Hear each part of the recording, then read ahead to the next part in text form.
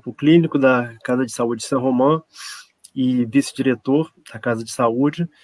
E hoje nós estamos abrindo a sessão do Centro de Estudo, mais uma, né, das sessões que fazemos mensalmente, e tenho o imenso prazer de contar com a presença da nossa palestrante convidada, a doutora Renata Vargens, que ministrará uma palestra sobre comunicação de notícias difíceis.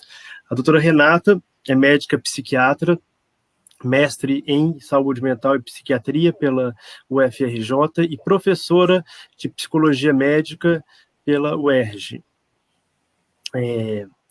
Eu achei esse tema bastante interessante, bastante atual, né, comunicação e notícias difíceis e pertinentes, sobretudo no momento em que a gente está vivendo, né, neste ano. Para todos, acho que será útil, né, para todos os profissionais da saúde, sobretudo os médicos, que em algum momento da sua carreira certamente vão ter que, invariavelmente, dar uma notícia desagradável, uma notícia negativa, né, seja um diagnóstico, um prognóstico ruim, ou uma notícia de um falecimento, e a forma como isso é feito, eu acredito que seja de importância fundamental, né, para um desfecho ali menos negativo, né, de uma situação como essa. E, paradoxalmente, né, nos cursos de medicina, no currículo médico, esse tema é muito pouco abordado. Eu diria até que ele é negligenciado. E na sociedade de uma forma geral. Então, quando a doutora Renata, a gente convidou ela para ministrar a palestra, né, no Centro de Estudos, e ela nos propôs esse tema, eu achei particularmente interessante, acho que vai ser de grande valia aí para todos, sobretudo nesse ano de Covid, em que, né, dar notícias difíceis talvez não seja mais a regra, não seja mais exceção, e sim a regra, né, para os profissionais de saúde, infelizmente. Então, terminando o ano, né, eu acho que tem agradecer aí a Renata em nos ter aceito o convite. Eu sei que você deve estar bem atarefada, né? Foi um ano bem complicado, né? Para todos nós, né? E tudo mudou, mas agradeço muito o seu aceite. Muito obrigada pelas suas palavras, Estevão. Para mim é um prazer estar participando aí desse centro de estudos com vocês. Além das credenciais que você já me apresentou, né, eu acho que cabe ressaltar que durante 10 anos, mais ou menos, eu fiquei onde você está, na vice-direção da Casa de Saúde. Então, embora hoje eu não esteja mais fazendo parte do corpo clínico da Casa de Saúde São Romão, eu tenho um enorme carinho por essa Casa de Saúde e é com enorme alegria que eu volto nesse espaço, ainda que de modo virtual, para dividir um pouco com vocês, para trazer uma discussão com vocês, né, sobre comunicação de notícias difíceis, que realmente, como você falou muito bem, é um tema extremamente negligenciado na educação médica, e eu acho que não só na educação médica em si, entre todos os profissionais de saúde, né? A gente tem cada vez mais a visão multidisciplinar. E também vejo muita carência de informação, de comunicação, de notícias difíceis, também por profissionais da psicologia, por profissionais de fisioterapia, de enfermagem, que entendo que muitas vezes não cabe aos profissionais não médicos a comunicação direta da doença, do diagnóstico e do prognóstico.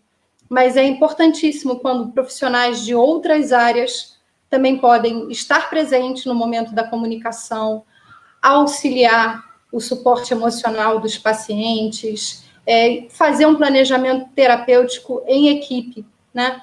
Então, quando a gente fala de comunicação de notícia difícil, não se restringe apenas aos profissionais médicos.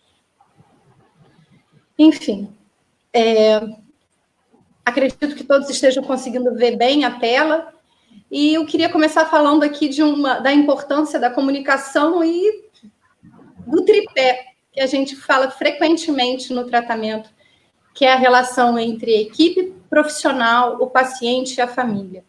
E para que esse tripé do tratamento exista, é indispensável que haja comunicação entre entre cada um desses pés desse tripé, né? Assim, há necessidade, o que une em prol do paciente, do tratamento, do melhor resultado. Essa união só é possível se houver uma comunicação adequada entre todos esses participantes, né, do tratamento.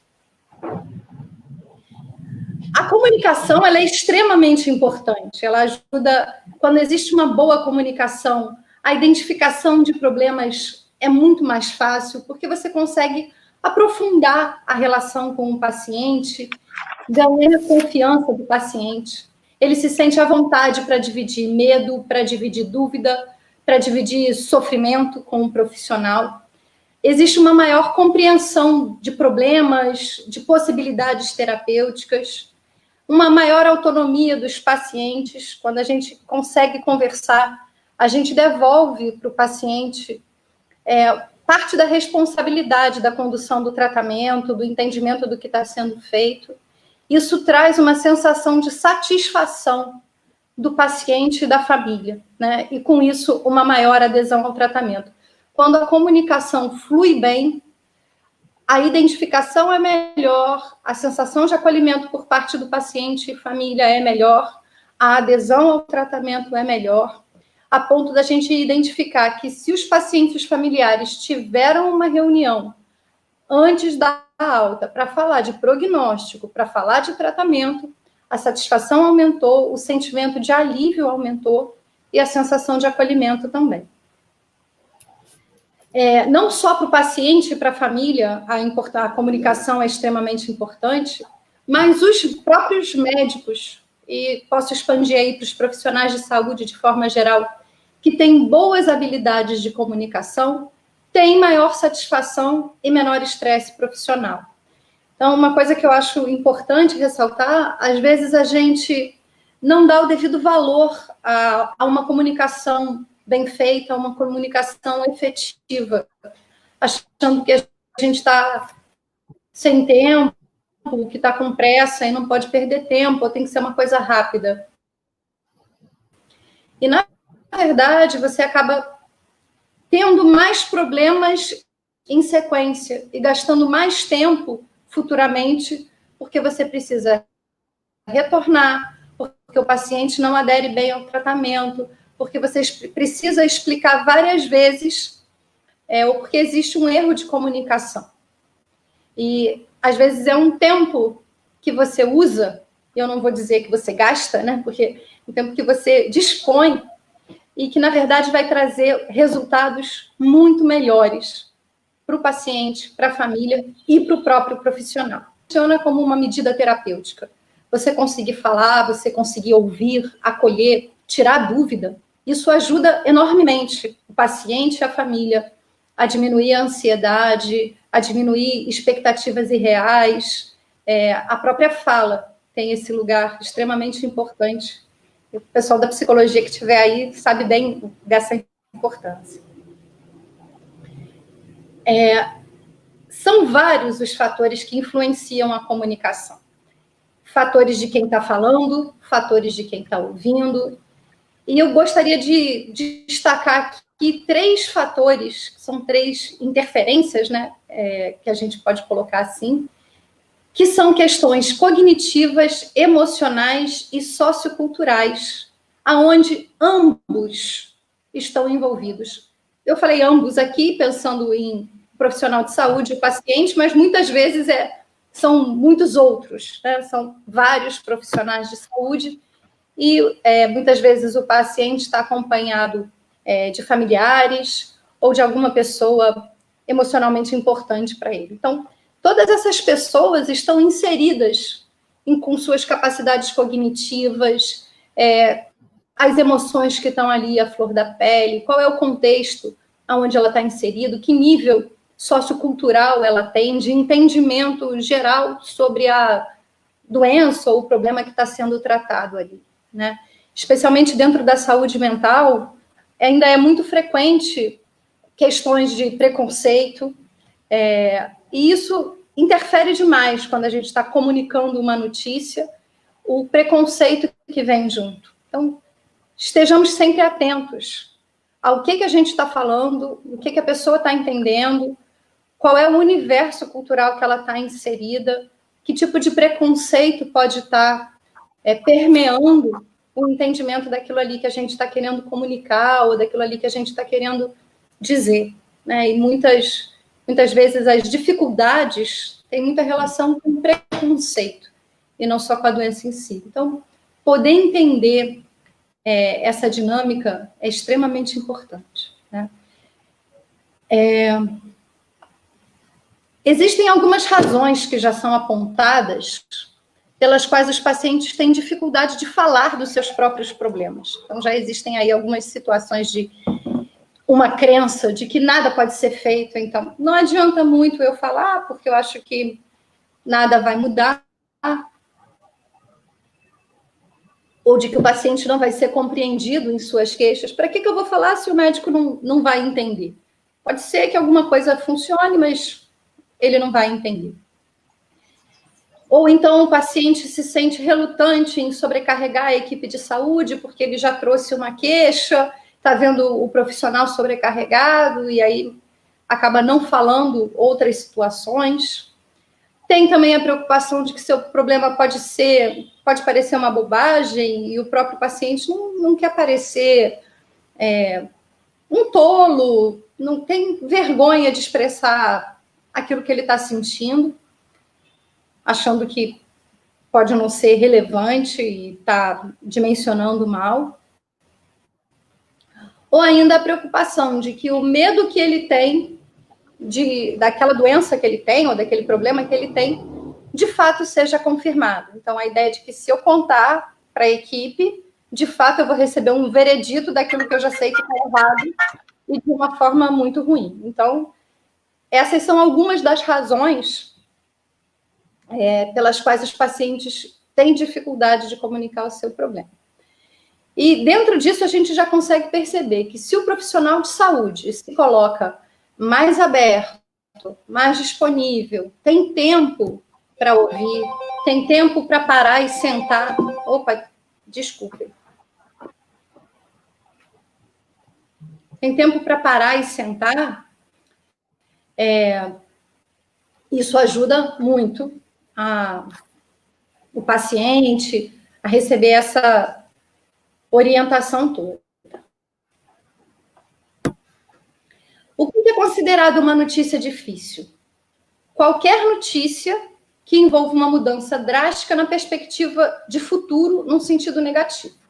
Então, notícia difícil, também chamada de má notícia, mas eu gosto mais do termo notícia difícil, é essa posição, né? Assim, é uma notícia, não é só a notícia de morte, é uma notícia de que nada vai dar certo. É uma notícia de que alguma coisa vai mudar drasticamente num sentido ruim.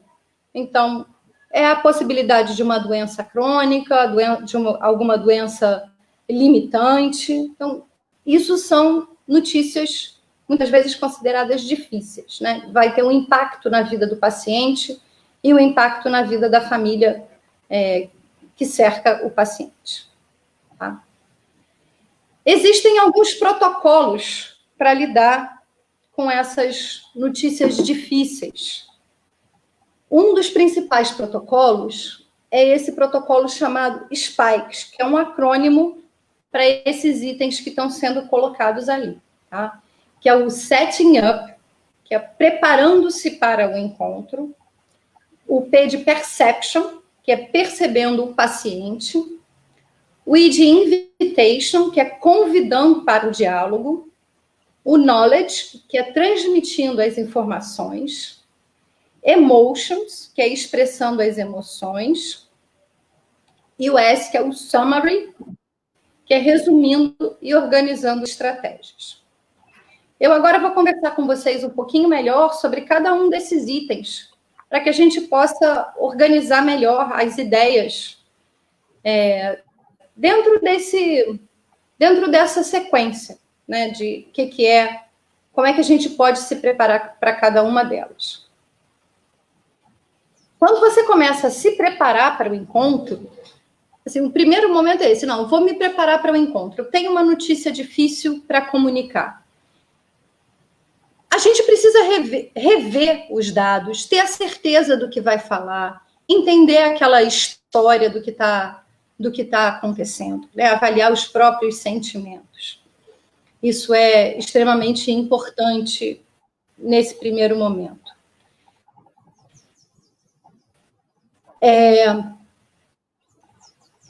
O nosso sentimento também é importante. Quando a gente está comunicando a notícia com alguém, eu preciso entender o que eu mesma estou sentindo, o que é que está acontecendo comigo, qual reação eu tenho frente àquilo.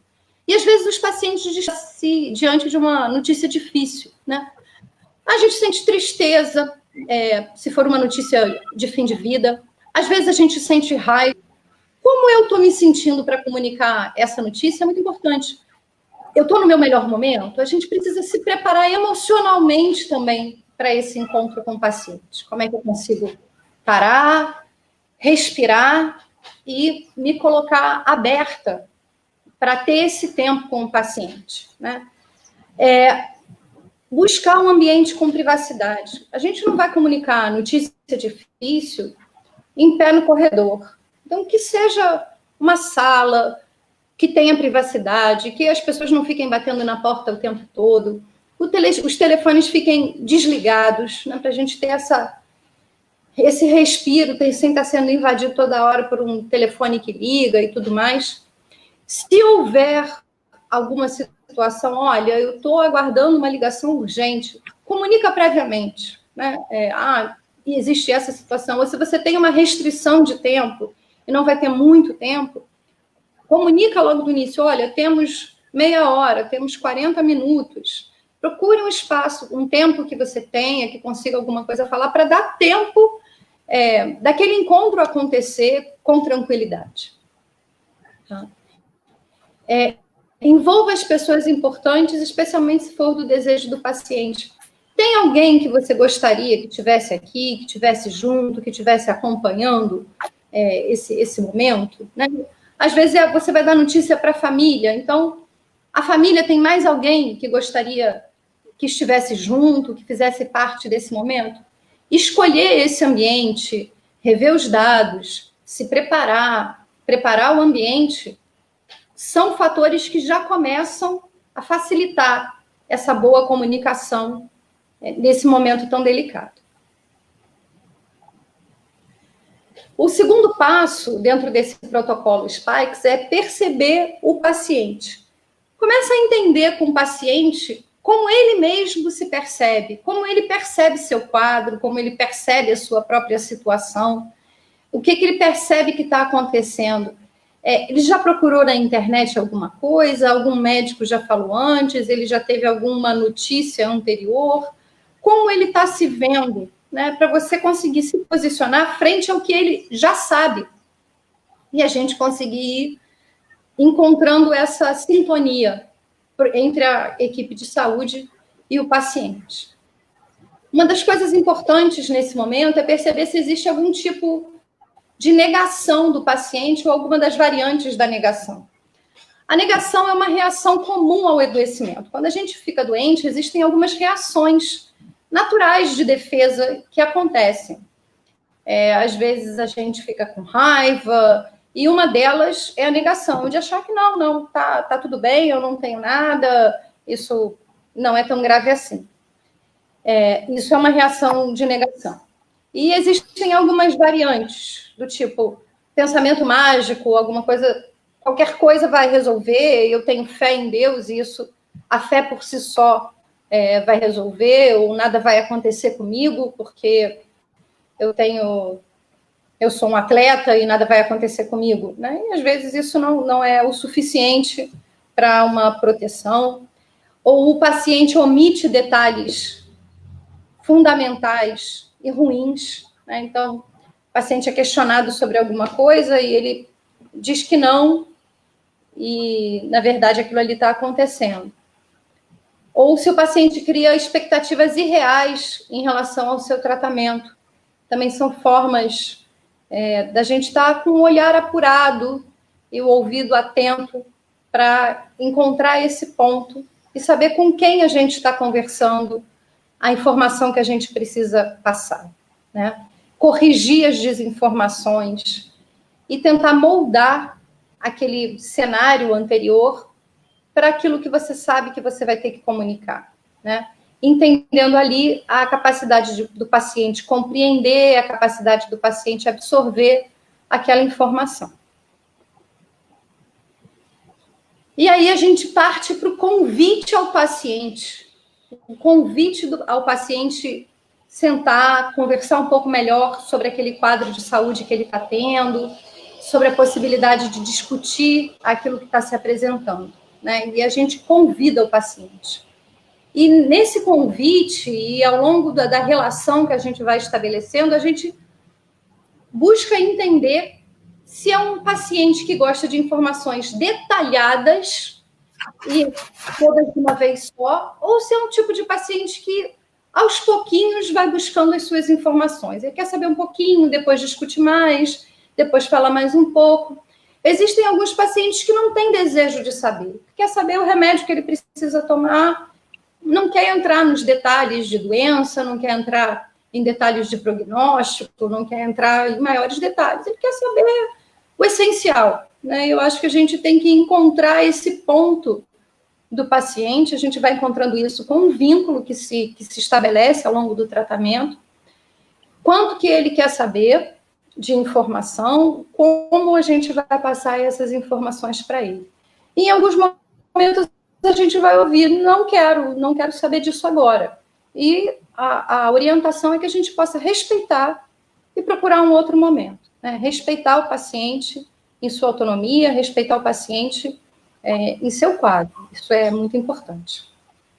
E também estarmos disponíveis para responder perguntas que sejam feitas pelo paciente, perguntas que sejam feitas pela família. Então, a gente se prepara, entende o que o paciente já sabe, entende o que o paciente gostaria de saber, e aí, de fato, a gente passa para o momento de transmitir a informação. A gente anuncia que a notícia tem uma notícia ruim por vir, né? E dá um tempo. A gente não fala, você vai receber uma notícia ruim e sai falando ela. A gente fala, olha, eu acho que eu tenho notícias, as notícias que eu tenho para te dar não são muito boas, né? E espera um tempo para o paciente conseguir se dispor a escutá-las, se preparar emocionalmente para essa notícia. A gente deve evitar termos muito técnicos e encontrar um vocabulário adequado ao paciente. Por isso é importante a gente entender qual é a compreensão que ele tem, qual a capacidade cognitiva que ele tem. E também a gente deve evitar detalhes desnecessários, tentando, nesse primeiro momento, resumir o que é de essencial. Vai informando aos poucos e tentando entender se o paciente está compreendendo aquilo que está sendo dito. Então, a gente pode parar e perguntar, o que você entendeu até aqui? Você está conseguindo entender isso? Me explica o que você entendeu. Né? São formas da gente se assegurar que o paciente está acompanhando a importância do que a gente está dizendo, a gravidade da notícia que a gente está dando. E mesmo nesse cenário, a gente tem que evitar transmitir desesperança e valorizar sempre o alívio dos sintomas, o acompanhamento solidário, a capacidade que a gente tem de estar junto para enfrentar as dificuldades.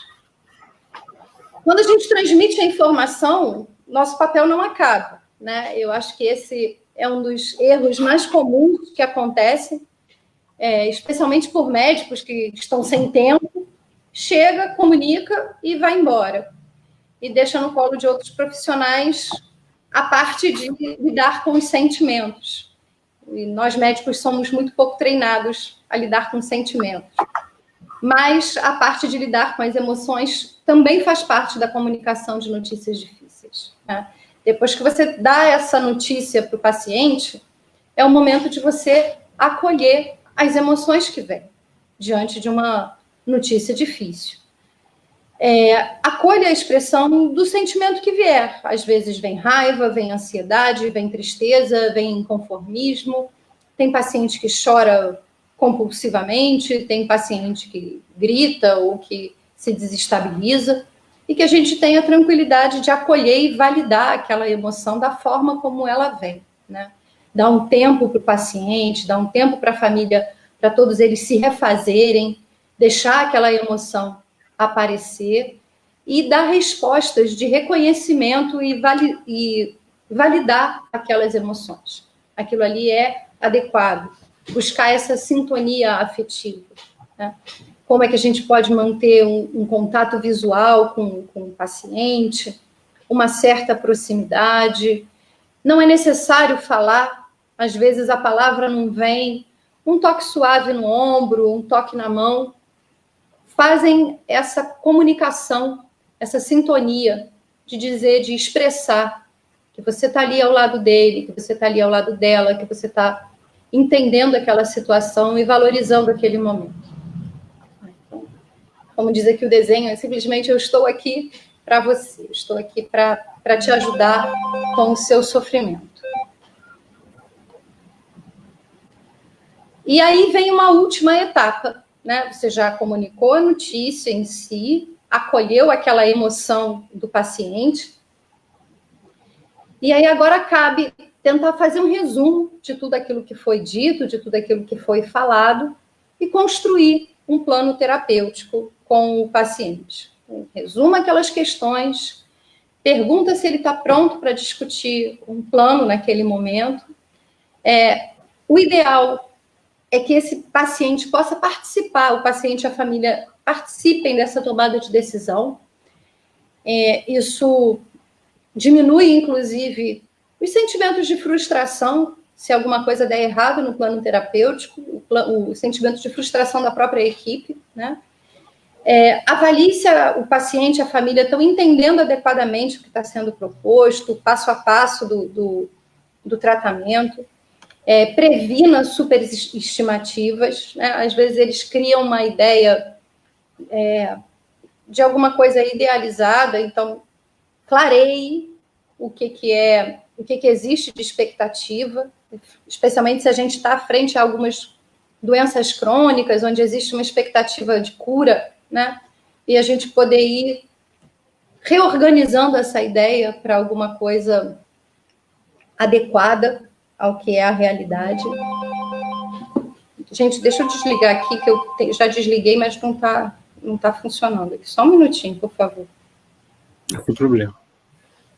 Só um instantinho. Eu aproveito para lembrar que nós temos um chat que as pessoas podem fazer perguntas, que no final teremos um tempinho para debate.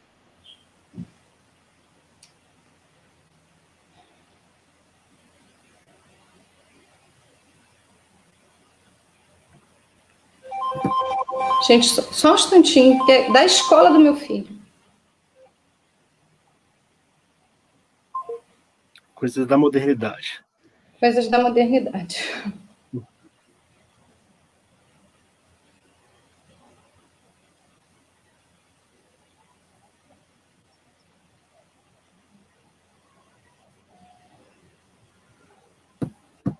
Só um instantinho.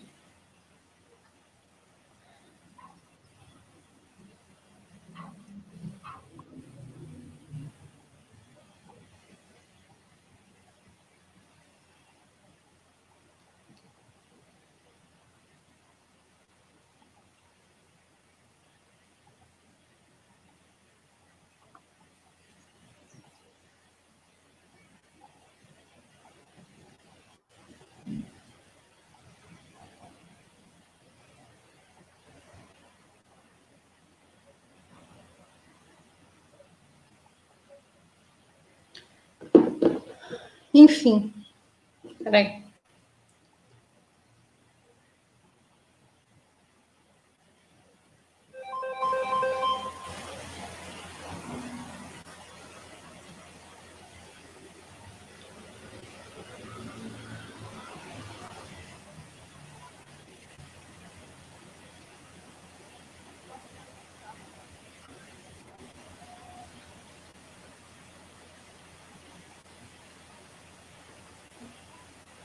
chamada está sendo encaminhada. Bom, vamos seguir. Desculpa. Acho que meu pai esqueceu de buscar meu filho na escola, eu tinha pedido para ele. Tudo bem. Continuando aqui, então, organizando aqui as estratégias, a gente vai, então, tentar discutir com o paciente,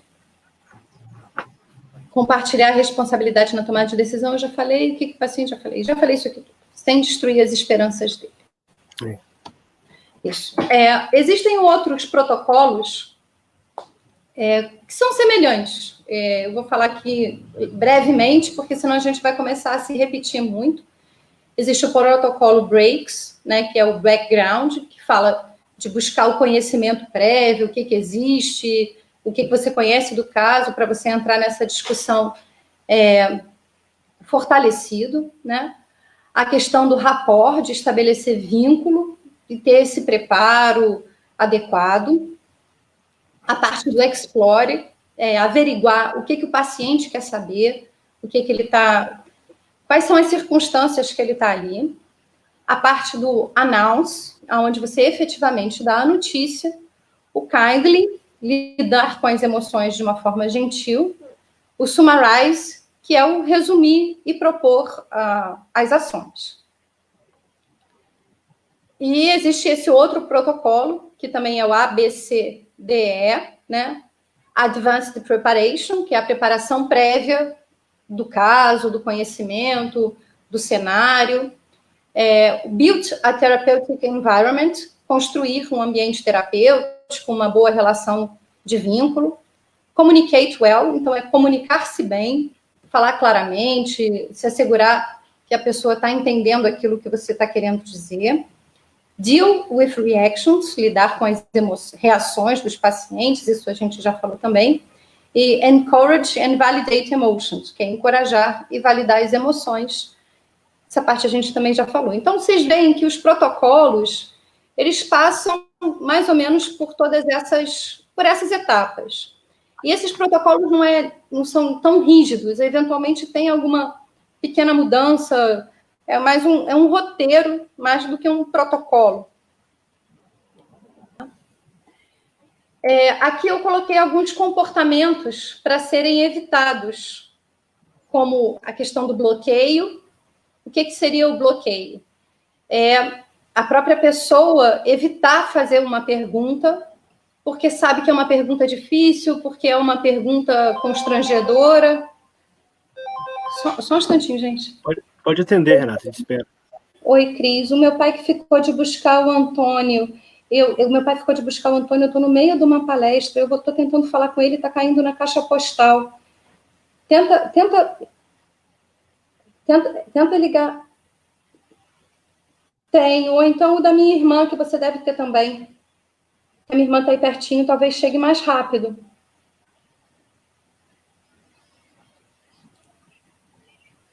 Tá, eu vou tentar passar para você.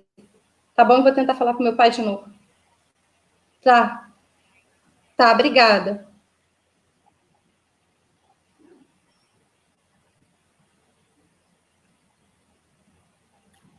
Coisas da modernidade, a gente entende, não tem problema nenhum. Eu combinei tudo com meu pai, eu não sei se ele teve um problema ou se ele esqueceu.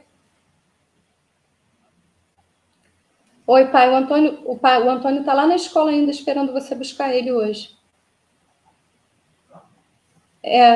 Então vai lá, por favor, que ele está lá ainda. Tá bom? Obrigada. Gente, desculpa, me perdoe. Não, sem problema. Enfim, agora acho que resolveu aqui. Então, o bloqueio é essa ideia de que a gente acaba evitando fazer uma pergunta, porque já sabe que aquilo ali é um pouco difícil, ou um pouco constrangedor. A palestra é quando você traz uma quantidade excessiva de informações que o próprio paciente, a família, não tem nem capacidade de absorver tudo aquilo ali que está sendo dito, né? O asseguramento precoce é quando você precocemente assegura que vai ficar tudo bem sem você ter o respaldo para isso, né? Assim, não se preocupa, vai ficar tudo bem, vai dar tudo certo, e você não tem toda essa certeza, ou as coisas não vão necessariamente acontecer daquela maneira. Então, isso é uma coisa que a gente tem que ter cuidado. E um outro comportamento que acontece também é chamado de conluio do anonimato, que é aquela combinação. Eu não pergunto, você não pergunta, a gente não toca no assunto.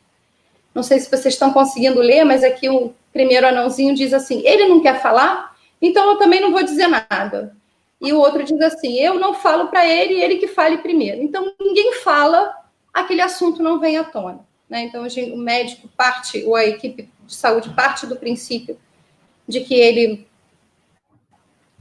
vai perguntar ou vai falar, e o outro também diz que se o médico não falou, ninguém fala. Enfim, o assunto acaba não sendo tocado.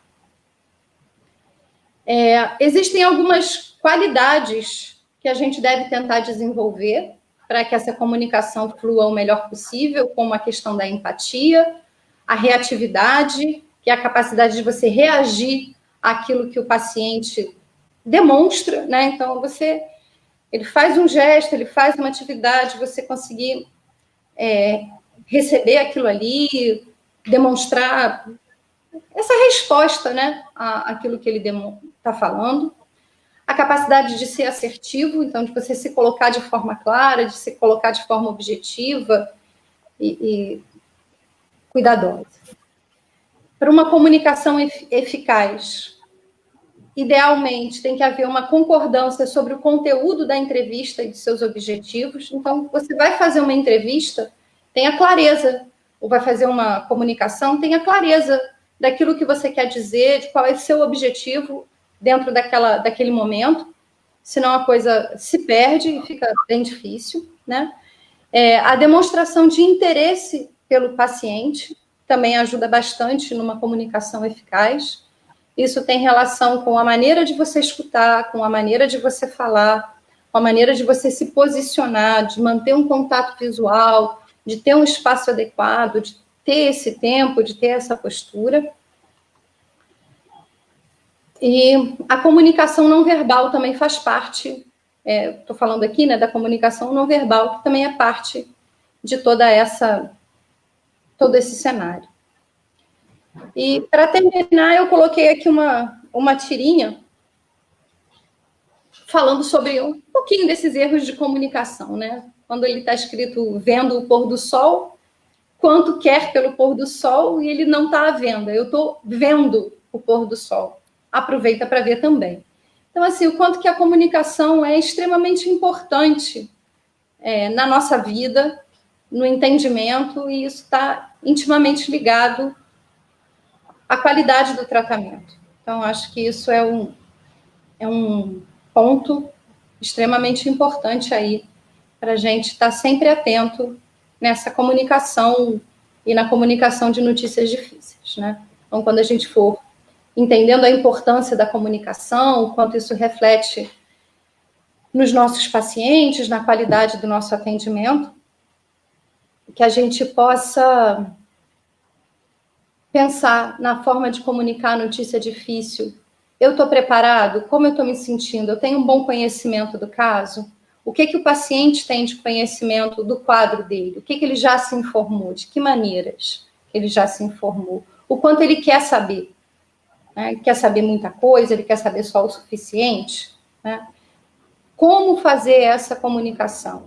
A gente avisa, a gente dá tempo para, antes de dar a notícia em si, a gente dá a notícia aos poucos, a gente vai se assegurando de que a pessoa está entendendo aquela notícia e acompanhando o raciocínio.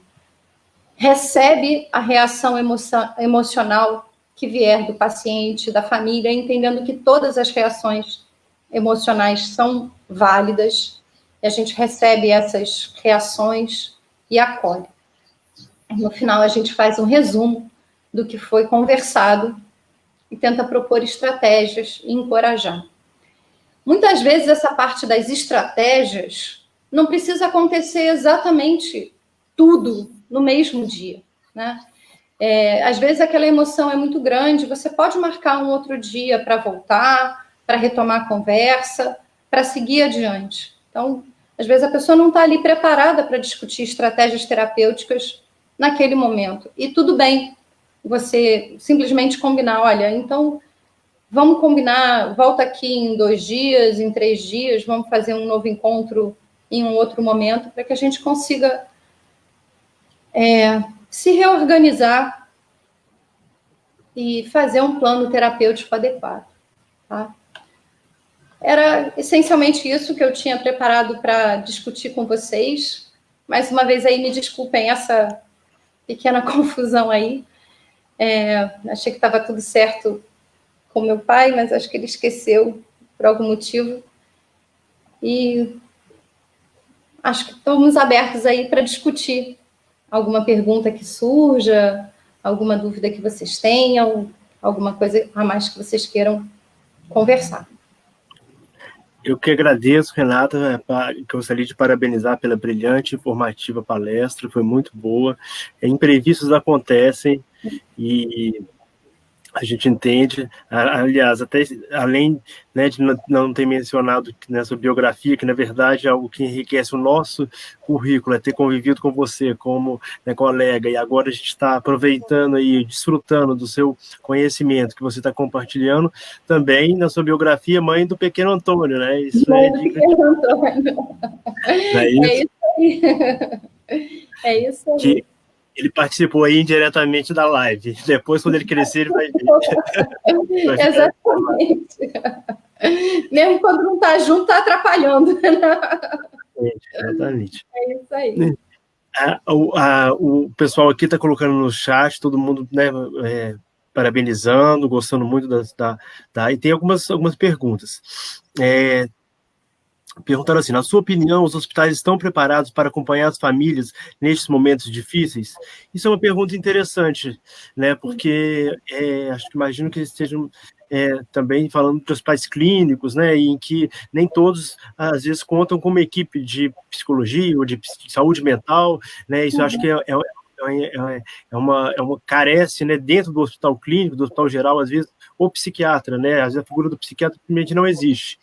E às vezes, né, os profissionais que estão ali talvez não tenham a técnica suficiente ou adequada para dar as notícias. O que você acha sobre isso?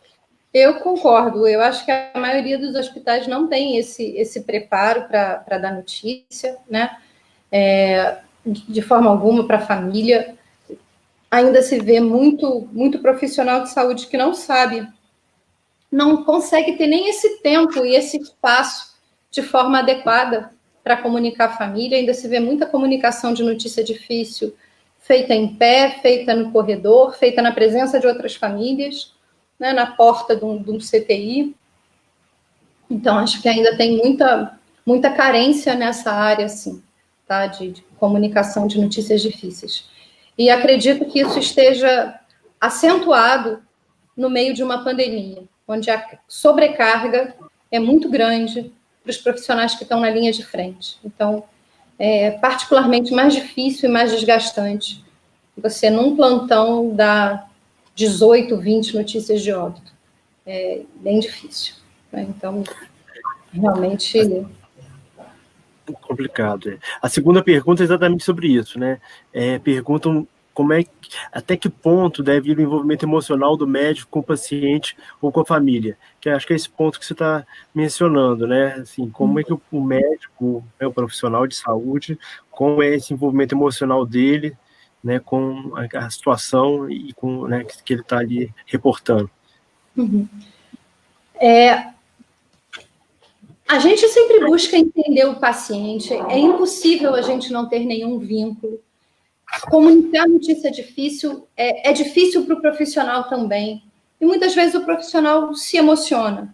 E é natural que se emocione mais se são pacientes com maior vínculo, se são pacientes mais jovens. Geralmente são situações que emocionam mais o profissional de saúde. E sim, é um treinamento encontrar esse limite entre o quanto eu me envolvo e o quanto eu me distancio. Uma coisa que tem me chamado bastante atenção, ou um termo que eu gosto bastante, é a compaixão. muito se fala de empatia, né, que é você se colocar no lugar do outro. E, na verdade, quando a gente se coloca plenamente no lugar do outro, a gente sofre e paralisa. Se esse se colocar no lugar do outro é máximo, né? E compaixão é a capacidade de cuidar do outro, e não exatamente estar no lugar do outro. Então, é a capacidade que você precisa desenvolver de cuidar, de você estar no seu lugar de profissional de saúde, de cuidador, e olhar para aquela pessoa com desejo genuíno de cuidar dela. Isso é compaixão, né? E não simplesmente estar no lugar dela. A gente é capaz, sim, de entender a pessoa, entender a sua história, entender o ponto de vista dela e se manter num lugar de quem está cuidando e não de quem está vivendo a vida do outro. Eu não sei se eu consegui responder a pergunta, mas eu acho que é... Acho que está perfeito. A psicóloga do nosso corpo clínico, a Camila Almeida, perguntou o seguinte: como você avalia que essa preparação dos profissionais de saúde para tal função possa ser feita? E aí eu emendo na pergunta dela, que de fato a comunicação de notícias difíceis é mais comum em algumas especialidades do que em outras, né? Por exemplo, no trauma, na traumatologia, na oncologia, né? Na pediatria, em algumas áreas da pediatria, né? Agora, o generalista, né? Sobretudo agora esses profissionais jovens que estão se formando, estão encarando o mercado de trabalho em plena pandemia, né? Imagino que a preparação nas faculdades de medicina ainda é incipiente para esse tipo de... como é que deveria ser feito? Certamente ainda é incipiente, e certamente algumas áreas trazem notícias difíceis, muito mais ligadas a uma redução da expectativa de vida ou da morte do que a própria psiquiatria, né? Quando a gente fala em comunicação de notícia difícil na psiquiatria, muitas vezes a gente está falando de comunicação de doenças crônicas e não de risco de vida. Então, é como lidar com aquilo de forma continuada, né? Muitas vezes são doenças crônicas que interferem bastante na vida, no risco na perspectiva de vida, na expectativa de vida, na qualidade de vida, o que a gente pode esperar. Mas, de fato, na psiquiatria, são poucas as vezes que a gente está se vendo frente a um óbito. Existem situações, existe o suicídio que não pode ser esquecido. E tentando responder a pergunta, a habilidade de comunicação é uma coisa que pode ser aprendida, pode ser treinada e pode ser praticada.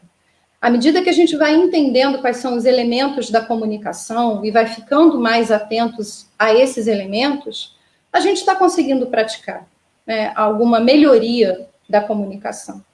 Entender quais são os ruídos de comunicação, entender que existem ruídos externos, como aconteceu aqui, esse telefonema que acabou interferindo de alguma forma na comunicação, e o que existem de ruídos do tipo as interferências, o que está passando na cabeça de cada um, o que existe de capacidade cognitiva de cada um, são tipos de interferência, entender que você não pode passar todas as informações de uma vez só sem averiguar o que o outro está entendendo, entender que o outro tem limitações para absorver todo o conteúdo que você está passando. Então, à medida que a gente vai conseguindo entender quais são as barreiras dos pacientes, quais são as barreiras dos profissionais, será que o profissional está com dificuldade de comunicar?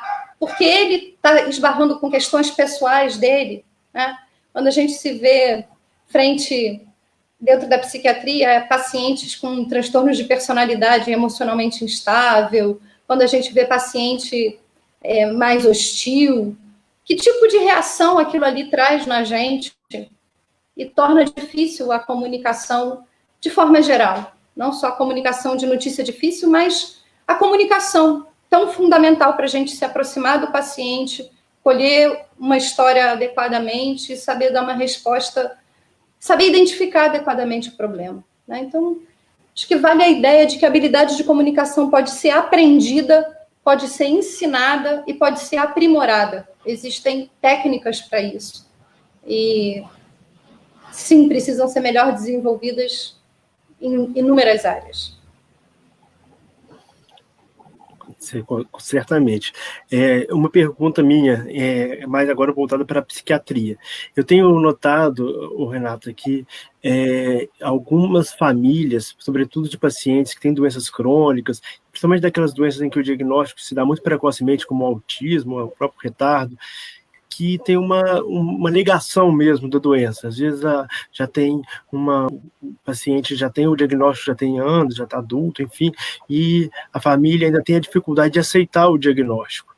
Uhum. E aí eu me pergunto, será que parte, né, da causa para essa negação, né, do diagnóstico, seja pelo fato de que essa notícia talvez não foi bem dada, não foi dada com a assertividade, com a clareza suficiente lá atrás, e que, né, talvez foi dado com uma esperança de que não era factível, ou enfim. Você acha que isso procede? Você acha que tem a ver? Estevão, eu acho que assim, a gente vê uma mistura de coisas aí, né? Desde família que tem a notícia desde a família que reage, eu acho que meu filho não tem nada. Entretanto, segue o tratamento à risca. Né? É estranho, porque ele diz assim, meu filho não tem nada, mas ele frequenta a fonoaudióloga, vai na fisioterapeuta, frequenta a escola especial, toma o medicamento e segue o tratamento corretamente, embora diga que não tem nada. Então, é uma negação que funciona talvez como um mecanismo de defesa.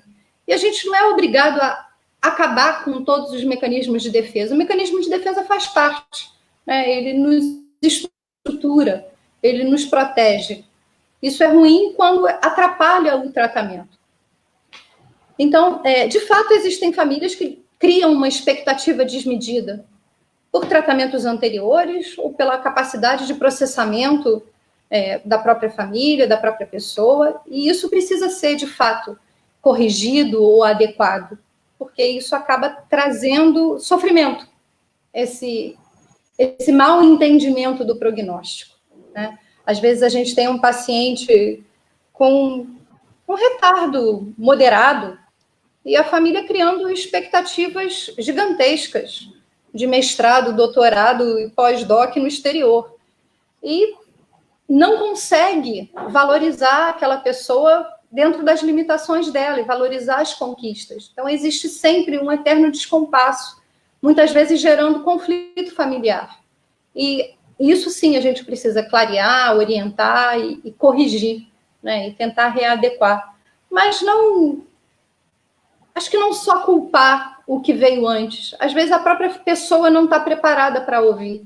E a gente tem que encontrar esse ponto aí. Né? A gente vai clareando, vai repetindo. A notícia difícil, às vezes, precisa ser, né, digerida, explicada. E aí vale resgatar. Mas o que você observa?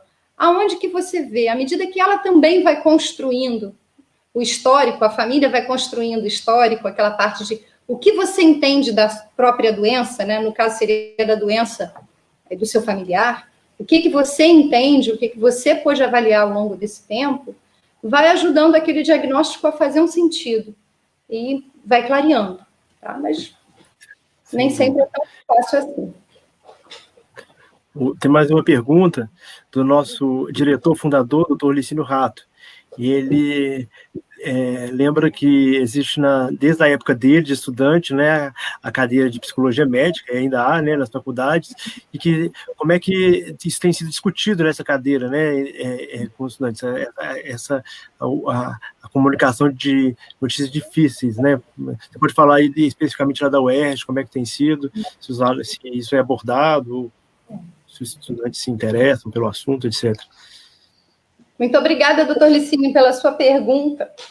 E parabenizou também pela palestra.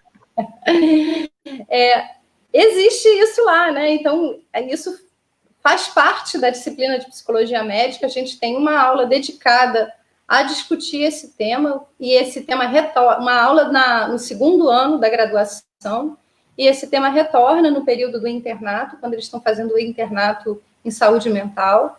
a gente volta com esse tema de comunicação de notícia difícil, entendendo que no internato ele já tem uma experiência um pouquinho maior da prática e talvez já tenha se deparado algumas vezes. Então, a gente tem trabalhado para que isso seja um tema mais presente na faculdade, que seja um tema mais discutido no ambiente acadêmico e mais valorizado nos espaços de saúde, porque realmente é extremamente relevante esse entendimento, essa comunicação da notícia difícil e é o reflexo que uma boa comunicação tem na satisfação do paciente, no alívio de sofrimento, na satisfação da equipe e na adesão ao tratamento.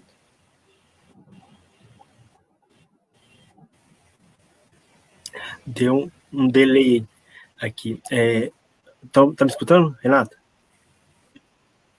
Estou te escutando muito bem.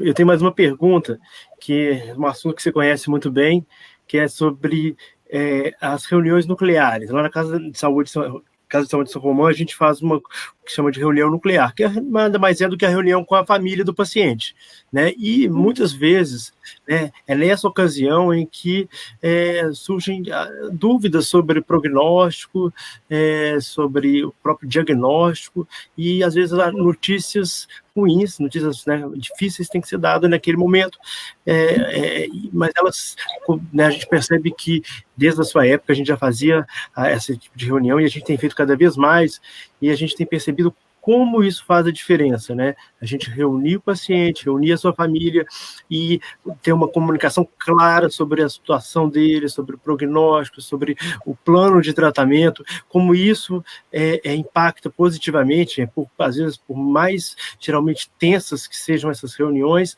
como de uma forma isso impacta positivamente. Você vê isso como algo que né, a gente deve apostar e sem como é que dúvida. você vê isso? Sem dúvida, essas reuniões com o paciente e com a família são fundamentais, né?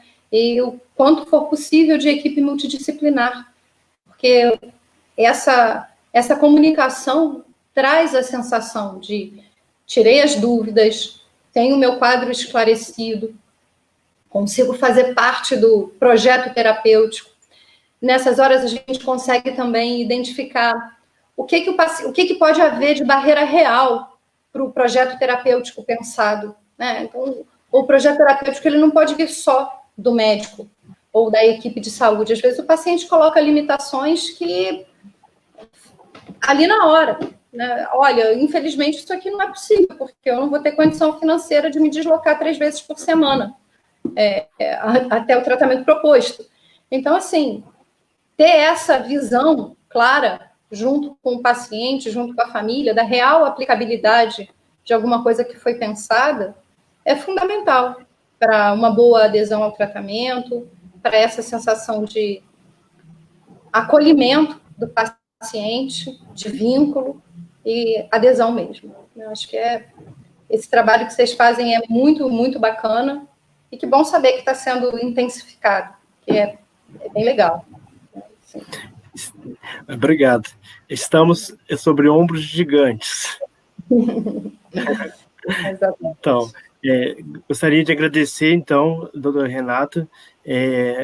A palestra vai estar disponível no Facebook, né, para quem eventualmente não pôde acompanhar aqui ao vivo, mas poderá revê-la. E mais dúvidas podem ser enviadas para o e-mail da doutora Renata. Tem alguém está perguntando aqui, a Elaine Nunes, onde que você está atendendo atualmente, doutora Renata? Só no meu consultório particular. Eu, na UERJ, eu sou professora, eu não atendo lá. Então, só no meu consultório mesmo. Se alguém quiser entrar em contato, pode mandar um e-mail ou mandar um WhatsApp nesse número que ficou aí na palestra. Sem problema nenhum. Sonária, psicóloga e diretora do HD da São Romão, está te parabenizando, e aula importantíssima para todos nós, profissionais, que lidamos com situações difíceis. Muito obrigada. Então, agradeço muito e mais dúvidas, né? Seu e-mail está aí à disposição. Está aí à disposição. Muito obrigada também pela essa oportunidade de participar aí com vocês. Foi muito bacana. Espero que a gente tenha aí outros momentos de bons encontros, de boas trocas de experiência. Certamente teremos. Então, tá bom. Tchau, tchau.